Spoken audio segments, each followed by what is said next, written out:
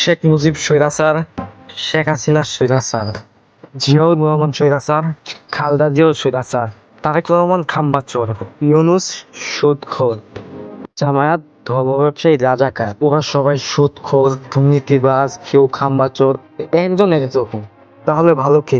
ভালো আমি। আমিই ভালো? কেমনে? যেমন আমি যদি হই রিক্সাওয়ালা, তাহলে একটু বৃষ্টি দেখলে 20 টাকার ভাড়া বানাই ফেলাই 50 টাকা।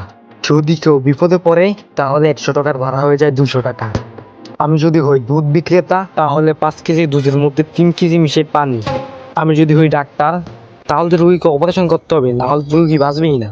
আর গর্ভবতী হলে তো সিজার করতে হবে, না হলে মাও যাবে, সন্তানও যাবে। এভাবেই আমরা ভালো।